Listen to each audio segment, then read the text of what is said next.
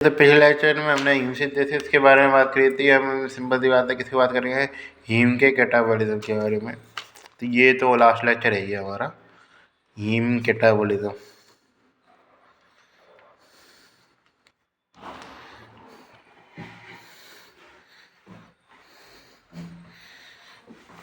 Haem catabolism में क्या आता है? जैसे पहले बात करते हैं हीमोग्लोबिन से शुरुआत करते हैं। तो हीमोग्लोबिन में क्या बचेगा? हम पहले तो हमारा हीम ही बचेगा, जो ग्लोबिन है वही तेज से अलग हो जाएगा हमारा, और वो कहीं यूटिलाइजेशन में आ जाएगा कहीं ना कहीं। हीम में तो सिंपल सी बात है, पहले तो आयरन होगा, वो आयरन सिंपल +2 से +3 में चेंज हो जाएगा, जिसके कारण क्या होगा? वो ट्रांसफरिन ट्रांसपोर्ट कर लेगा इसको, जो ट्रांसफरिन के पास चला जाएगा। और उसके अलावा जो मिथाइल ग्रुप है हमारा, इस तरीके से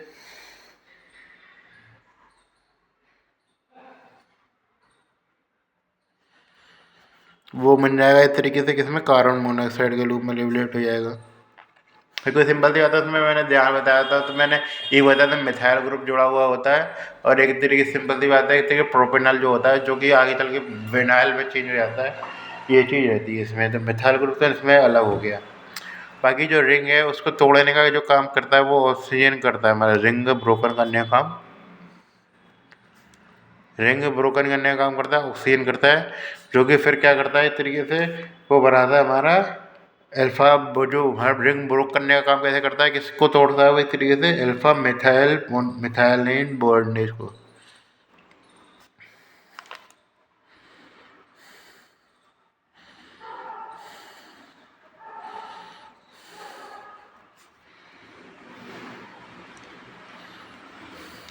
अल्फा मिथाइल बेस को तोड़ने का काम करता है। कोई ज़्यादा इसमें जो खास बात है नहीं, बस ये पता होना चाहिए कि एंड प्रोडक्ट क्या बनता था, हमारा बिलीवर्डिन बनता है। ये ध्यान ध्यान करना जरूरी है, बिलीवर्डिन बनता है हमारा पहला इसमें एंड प्रोडक्ट हीमोग्लोबिन के, जब डिग्रेडेशन की बात कर रहे हैं। तो ये प्रक्रिया कहाँ चलेगी? तो स्प्लीन में चलेगी। स्प्लीन के अलावा लीवर में भी चल सकती है और बोन मैरो में भी चलती है। मेनली ये स्प्लीन में चलती है, आपको नॉर्मल पढ़ा हुआ फिजियोलॉजी में। तो सिंपल सी बात है, ये प्रक्रिया चलती है हमारे तरीके स्प्लीन में, जिसमें क्या होता है, पहले बिलीवर्डिन बन जाता है। बिलीवर्डिन से चेंज होकर क्या बनता है हमारा? फिर बनता है हमारा बिलीरुबिन। ये चीज़, और ऐसा कुछ खास इसमें इम्पैक्ट रहता नहीं है। बिलीरुबिन के बारे में बात करके चले तो सिंपल सी बात है, इसका फिर ट्रांसपोर्टेशन वाला काम चलता है, इसकी मेहनत चलती है लेकिन।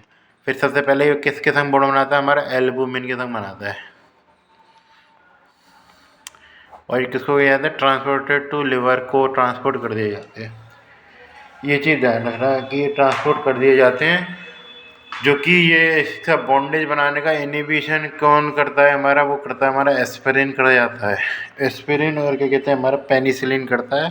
तो इसके बारे में ध्यान रखें, यदि आप ये पेशेंट को दे रहे हैं तो इसमें ध्यान रखें कि इस तरीके से को जॉन्डिस डेवलप हो सकता है। मेन चीज़ हम इसमें जॉन्डिस के बारे में बात करेंगे। ये चीज़ें मैं नॉर्मल वो और भी पे नहीं जाऊँगा। ऑब्स्ट्रक्टिव जॉन्डिस क्या होता है, हिमोलाइटिक जॉन्डिस क्या होता है, उसके बारे में फिजियोलॉजी में बात होगी। इसके बारे में बता रहा हूँ, थोड़ी सी बेसिक जो अंदर की मैकेनिज्म होती है, इसके कॉन्जुगेशन के बारे में सीखा जाता है। कॉन्जुगेटेड बिलिरुबिन और अनकॉन्जुगेटेड बिलिरुबिन वो हकीकत में क्या होता है, उसके बारे में बात कर रहे हैं। तो यहाँ पे जैसे हमारा हिम का डिग्रेडेशन तो इस तरीके खत्म हो गया, यहाँ पे बिलिरुबिन बना के मेन इसमें अब बात आ रही है कॉन्जुगेशन बनने की इस तरीके से। लिवर ने ले लिया, फिर लिवर में क्या होगा, इस तरीके से कॉन्जुगेशन होगा। कॉन्जुगेशन किसके द्वारा होता है, इस तरीके से इसके बारे में बात करेंगे।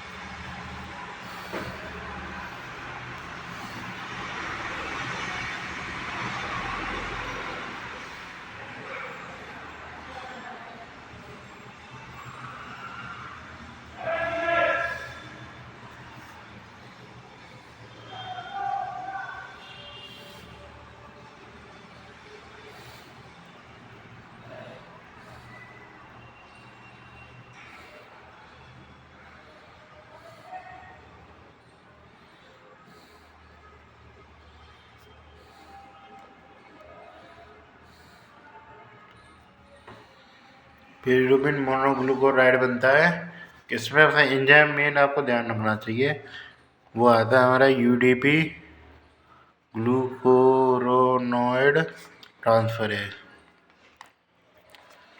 ये डिजीज़ में हमारा इम्पेक्ट होता है, उसका नाम है हमारा क्रीगर नाइगर सिंड्रोम। इसके बारे में बात करूँगा या कर ही देता हूँ इस समय। वो उसके इनिबिटेड किसके द्वारा इनिबिटेड होता है या प्रिवेंट नहीं होता, वो इस तरीके से उसमें हमारा आता है, वो आता है हमारा क्रीगर नाइगर सिंड्रोम में आता है। कॉन्जुगेशन करने का मेन इसका उद्देश्य क्या है, ये तो पता होना ही चाहिए आपको। तो इसका मेन उद्देश्य होता है conjugation to make it water soluble.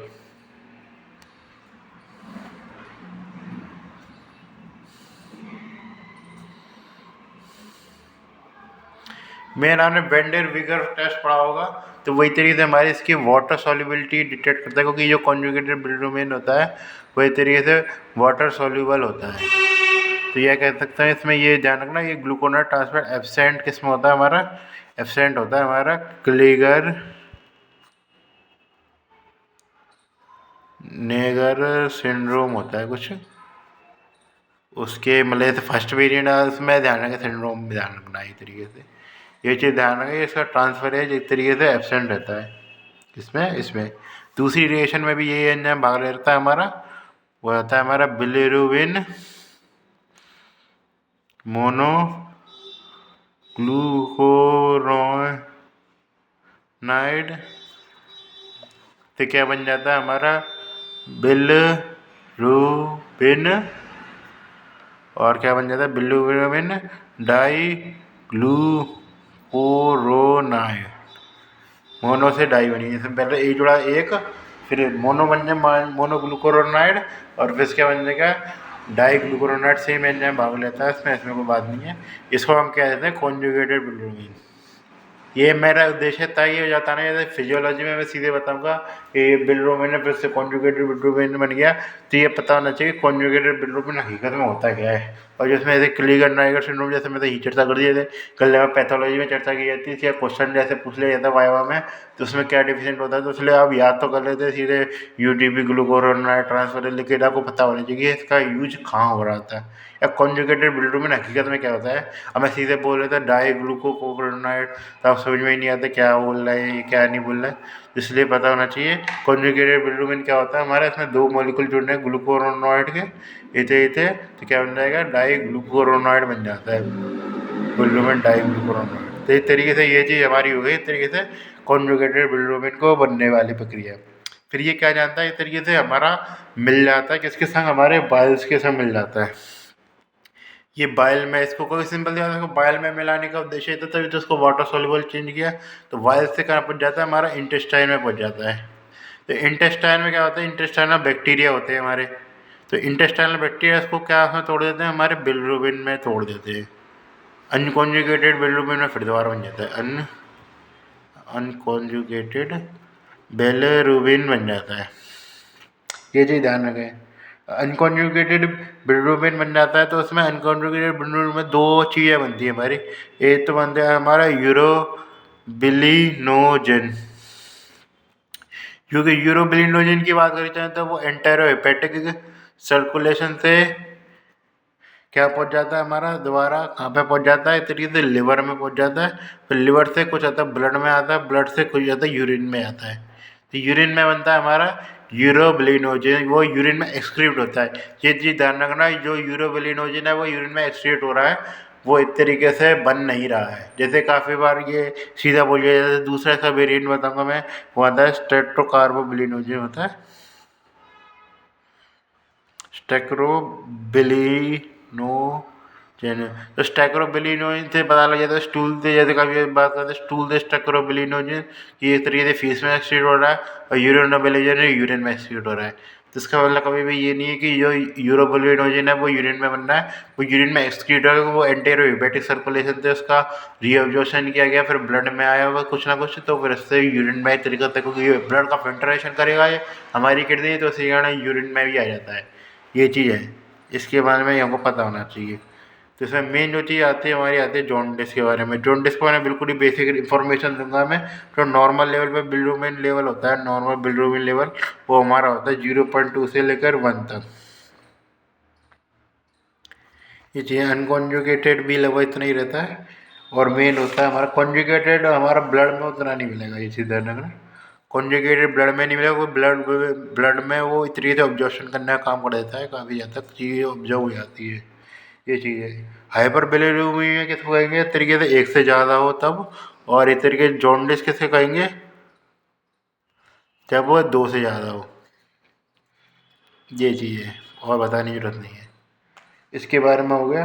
वेंडे vigour test था, वो क्या था इस तरीके से, सिंपल सी बात है। तो वेंडे विगर टेस्ट बताया था, तो वो इस तरीके से वो क्या होता है कि वाटर व सॉल्युबिलिटी डिटेक्ट करता है, क्योंकि मैंने बताया था कि कॉन्जुगेटेड बिलिरुबिन होता है वो वाटर सॉल्युबल होता है, और अनकॉन्जुगेटेड बिलिरुबिन है वो वाटर अनसॉल्युबल होता है। इसके बारे में बात करूँ, चलो चलिए थे यहीं पे कर, तो पन्ना यूज कर ही लेते हैं, जितना अच्छे से होते हैं। तो वेंडे विगर टेस्ट की बात कर चलूँ, वेंडे वर्ग टेस्ट, तो ये चीज़ ध्यान रखना, मैं पन्ना यूज कर रहा हूँ तो मैं इसके बारे में बाद में नहीं बताने वाला। वेंडे वर्ग टेस्ट है, इसमें बस खाली ये कुछ बता दिया जाए, जैसे फिजियोलॉजी में पढ़ते हैं, कॉन्जुगेटेड बिलिरुबिन पॉजिटिव रहता है किसके लिए, हमारा सिंपल सी बात है, कॉन्जुगेटेड किसे, कॉन्जुगेटेड बिलिरुबिन के लिए रहता है, और नेगेटिव किसके लिए रहता है, अनकॉन्जुगेटेड के लिए। ये तो वो बात हो गई फिजियोलॉजिकली कि ये टेस्ट करते हैं। मेन बात आती है कि ये ऐसा क्यों होता है। तो कॉन्जुगेटेड बिलिरुबिन होता है वो हमारा, वो वाटर सॉल्युबल होता है। तो वाटर सॉल्युबिलिटी के कारण क्या होता है, वो गिल्व, वो क्या करता है, हमारा आसानी से घुल जाएगा, आसानी से घुल जाएगा तो वो कलर जल्दी दे देगा, तो गिव कलर अर्ली दे देता है। जबकि जो हमारा होता है अनकॉन्जुगेटेड, वो क्या होता है, हमारा वाटर इनसॉल्युबल होता है, और वाटर इंसॉल्युबिलिटी की वजह से क्या रहता है कि वो लेट कलर देता है, अभी कलर नहीं देगा, बाद में देगा, लेट कलर देता है। सिंड्रोम्स के बारे में बात करके चलूँ, जो मेरा लास्ट टॉपिक है, उसके बाद में जो भी आज पोर्शन दे रखा वो फिजियोलॉजी का है एक तरीके से, मतलब का। तो एक तो हमने पोर्शन की बात करी रहेगी, क्राइगर नाजिर नाजिगर सिंड्रोम, ये में प्रोनाउंसिएशन आज तक नहीं आएगी ढंग से। तो क्राइगर नाइगर सिंड्रोम होता है, उसमें हमने पता कर लिया था, यूडीपी वाला था, यूडीपी ग्लूकोरोनॉइड ट्रांसफरेज का था, ट्रांसफरेज की डेफिशिएंसी हो रही थी। उसके अलावा कौन सा आता है, तो ये इससे क्या बनेगा, इससे अनकॉन्जुगेटेड बिलिरुबिnemia बनेगा। ये चीज़ है, एंजुकेटेड बिलिरुबिnemia तो बन रहा हमारा, ये चीज़ ध्यान रखें। तो ये अनकॉन्जुगेटेड बिलिरुबिnemia रहता है इसमें, अनकॉन्जुगेटेड बिलिरुबिnemia। अनकॉन्जुगेटेड बिलिरुबिnemia कई नाइगर सिंड्रोम आता है, फिर आता है हमारा गिलबर्ट सिंड्रोम। ये पैथोलॉजी में भी आते हैं, लेकिन वहाँ पे क्या है, इतने नोटिस में जाते नहीं है, इसलिए मैं यही एक्सप्लेन कर देना हूँ इसको। तो गिलबर्ट सिंड्रोम रहता है। तो गिलबर्ट सिंड्रोम में क्या रहता है हमारा, एक तरीके से अपटेक कम हो जाता है। जैसे तो यहाँ पे अपटेक भी तो कम हुआ था, जो एल्बुमिन अपटेक कर रहा था, तो वो इसमें डिफेक्ट आ जाता है, जिसमें पेनिसिलिन या एस्पिरिन लिखी थी उसको इनहिबिट करते हैं, तो डिफेक्टिव अपटेक आता है।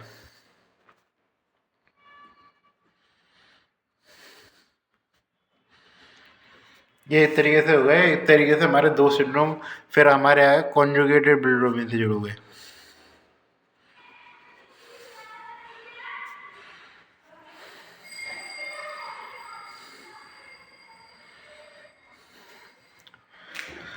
तो कॉन्जुगेटेड बिलिरुबिन से बात करके चलें तो मेन उससे हमारे आते हैं, वो एक तरीके से दो चीज़ आती है। एक तो सिंपल सी बात है, एक तो हमारा आता है डबल जॉनर सिंड्रोम, और एक आता है रूटर सिंड्रोम।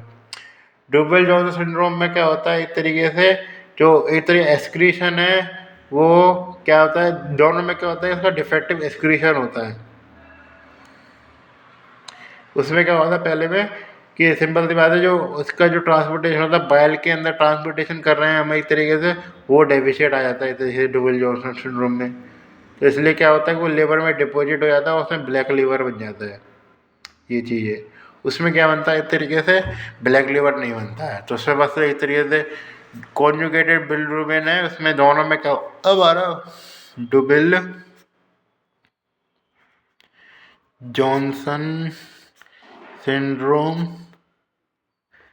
और उसके अलावा क्या नाम होता है, रोटर सिंड्रोम। दोनों में क्या होता है, डिफेक्टिव ट्रांसपोर्टेशन होता है, डिफेक्टिव एक्सक्रीशन होता है, defective excretion of conjugated bilirubin रहता है। पर इसमें ध्यान रखना कि लिवर पे डिपोजिशन मिलेगा उसका, तो इसमें क्या होता है, ब्लैक लिवर मिलता है, इसमें नहीं मिलता है। बस ये है, और कुछ ऐसा उसमें खास है नहीं। कुछ एक्स्ट्रा पॉइंट आएगा तो मैं कभी बताऊंगा जब पैथोलॉजी में मैं थोड़ी बहुत देर से फटाफट गिचड़ साथ तो करूँगा ही, तब मैं इसके बारे में फटाफट बता दूंगा। मेरे पॉइंट जो था वो उसमें मैं चाहता था कि आप जब मैं इसका डिग्रेडेशन पढ़े तो अब इसके संग इसको भी चीज़ों को भी समझ लें। तो ये चीज़ मैं बात करके चलूँ तो लगभग ये हमारा तो लास्ट चैप्टर है, क्योंकि जो इसके बाद जो हमारा अगला चैप्टर रहने वाला है वो इतनी हिमसिंथेसिस का है, जिसमें मैं सिंपल सी बात जो मतलब हीमोग्लोबिन के बारे में रहने वाला है, जिसके बारे में बताने की जरूरत है नहीं है, क्योंकि सिंपल सी बात उसमें जो बात है तो काफ़ी सारी चीज़ें होती है जो मैं पहले ही पढ़ा चुका हूँ, या मतलब जैसे उसमें पेजियोलॉजी सेशन में पढ़ा चुका हूँ। नहीं तो मैं जब मैं इसके हीमेटोलॉजी के बारे में सेपरेट चर्चा करूँगा तब मैं उसको पढ़ा दूँगा। इसलिए उसको मैं पढ़ाने की मैं इसलिए ज़्यादा कुछ खास ज़रूरत समझता नहीं हूँ। तो ये सेक्शन था मेटाबॉलिज्म का, वही तरीके से हमारा पूरा हो चुका है। आप इसमें जो मैंने जो जो चीज़ बताई है वो कम से कम आप पढ़ें। डीज वाला पोर्शन है उस पर ज़्यादा से ज़्यादा फोकस करें, क्योंकि वो एक तरीके से क्लिनिकल केस बना के भी दे सकता है, और वैसे भी आपसे एक छोटा मोटा क्वेश्चन पूछ सकता है, और वो पीजी के लिए भी आपके लिए बेनिफिट रहेगा। ये चीज़ है, आपको ये चीज़ नहीं सोचनी है कि सिंपल सी बात है कि आपको ये आप बाद में पढ़े लिखे, क्योंकि सिंपल सी बात है बाद में आपके पास बहुत ज़्यादा लोड रहने वाला है अगले सालों में। तो इसलिए इन चीज़ों को यहाँ पढ़ के खत्म करें, क्योंकि फिर मेडिसिन में आपको बाद बहुत लोड पड़ जाएगा, क्योंकि फिर आपको ये भी पढ़नी पड़ेगी और वहाँ पे और भी चीज़ पढ़नी पड़ेगी। ज़्यादा भाषण में दूंगा नहीं, मैंने पिछले ही बार ही भाषण डलवा दिया है, इसलिए तो और चीज़ों को भी पढ़ें। तो बायोकेमिस्ट्री काफ़ी हद तक इस बार हमारा यहाँ पे इसका डी एंड हो चुका है। जो मैंने किताब फॉलो करी थी वो तरीके से वासुदेवन फॉलो करती थी। आप मिनिमम इसको पढ़ें, कुछ रहते हैं होशियार विद्यार्थियों लेकिन कोड भी पढ़ते हैं, तो मिनिमम इसको तो आपको पढ़ना ही पढ़ना है वासुदेवन को, जहाँ तक आगे कॉलेज में भी वासुदेवन की पढ़ाई जाती होगी। तो इसलिए आप अच्छे रहिए और आप मज़े करिए, जैसे मैं मज़े कर रहा हूँ कुछ हद तक, आप भी मज़े करिए। और मुझे पढ़ाना बहुत पसंद है। पर्सनली कहो तो मैं बहुत ही एकदम टाइम चाहता था कि मैं शुरुआत से पढ़ाऊँ। मैं सेकेंड ईयर में मैं सोचा था कि मैं पढ़ाना स्टार्ट करूँ, लेकिन क्या है कि मैंने देखा था कि उस समय मेरे कॉन्सेप्ट इतने क्लियर थे नहीं। अब मेरे काफ़ी हद तक कॉन्सेप्ट हैं वो क्लियर है, क्योंकि मैंने काफ़ी बार वो थोड़ी बहुत फाइनल ईयर भी पढ़ी है, मैंने कुछ हद तक फाइनल ईयर में आया हूँ तो फाइनल ईयर भी पढ़ी है। तो मैं काफ़ी हद तक सब्जेक्ट्स का आइडिया है कि क्या क्या चीज़ें कहाँ आती है। तो इसलिए ये चीज़ है कि अब मैं आपको अच्छी तरीके से एडवाइस दे सकता हूँ कि आपको क्या पढ़ना है क्या नहीं पढ़ना है। तो इसलिए ये चीज़ है। बायोकेमिस्ट्री हमारी आज ख़त्म हो रही है, मतलब बायोकेमिस्ट्री पूरी ख़त्म नहीं हो रही लेकिन काफ़ी हद तक लंबा कोर्स लगेगा। तो इसलिए ये चीज़ है, जो मैंने जो पढ़ाया वो एकदम लगभग इंपॉर्टेंट पोर्शन ही है। बस इसके बाद हमारे 2 पोर्शन बचते हैं मेन। इसमें बात करें क्लिनिकल अप्लाइड हमारे को लोग बायोकेमिस्ट्री के बारे में बातचीत नहीं करेंगे, क्योंकि वो चीज़ हमारी कहीं ना कहीं घुस जाती है एक तरीके से। वहाँ पे हम ज़्यादा अच्छे से समझ सकते हैं इन चीज़ों को। यहाँ पे उसको पढ़ने का कोई मतलब नहीं है इनको। मेन चीज़ के बारे में बात करेंगे हम, इसके बाद विटामिन और मिनरल्स वगैरह के बारे में बातचीत होगी। और उसके अलावा जो बातचीत होगी वो होगी हमारी एक तरीके से, जो मेन सेक्शन रहेगा वो हमारा रहेगा डीएनए का। तो वो इन 2 सेक्शंस के बारे में बातचीत होगी हमारे, जब हम मिलेंगे और तब हमारी बायोकेमिस्ट्री खत्म होगी। अभी ये हमारा जो मेन पोर्शन है मेटाबॉलिज्म, जो कि सबसे लंबा है, सबसे ज़्यादा इधर दिमाग खाने वाला पोर्शन रहता है, क्योंकि जो सबसे ज़्यादा आता है ये, और सबसे ज़्यादा क्वेश्चन गलत होते हैं इस पर, क्योंकि ये जो पोर्शन है काफ़ी लंबा होता है और इसको ज़्यादा लोग लूज़ कर जाते हैं, क्योंकि ये काफ़ी ज़्यादा देख के ही डर लग जाता है लोगों को कि पढ़ते ही नहीं है इसको। तो ऐसा मत करें, तो आपको पढ़ना पड़ेगा, क्योंकि वो वाला पोर्शन ऐसा है जो डीएनए वाला, जो कि आपको आगे चल के उसका इतना यूज होगा नहीं। ये मैं पोर्शन कह सकता हूँ काफ़ी जगह आपको जब ड्रग्स आप पढ़ेंगे तब आपको काफ़ी यूज होगा। जैसे मैंने aromatic amino acid, aliphatic amino acid में काफ़ी चीज़ें पढ़ाई थी, वो आपको ड्रग्स वगैरह में यूज होगी। इसलिए इस पोर्शन को भी सीरियसली लेना है। जितना लंबा उसके साथ उसका वेटेज नहीं है, मेरे साथ ज़्यादा का वेटेज होना चाहिए था। इसलिए इसको ज़्यादा से ज़्यादा याद करें, आपको कुछ ना कुछ आप डिफरेंस क्रिएट करेंगे और बच्चों की तुलना में। इसलिए हम तो भाषण करना ख़त्म करते हैं।